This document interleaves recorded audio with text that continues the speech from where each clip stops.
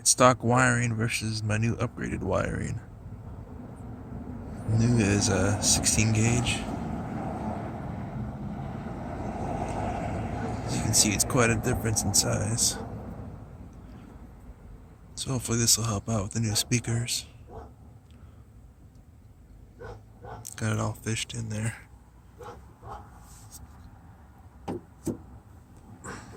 Got these back on. I fucking hate that light. Don't buy the Ace Beam PT40 though, the fucking magnet on it sucks. Anyways, got these back on, those were a pain in the ass. But yeah.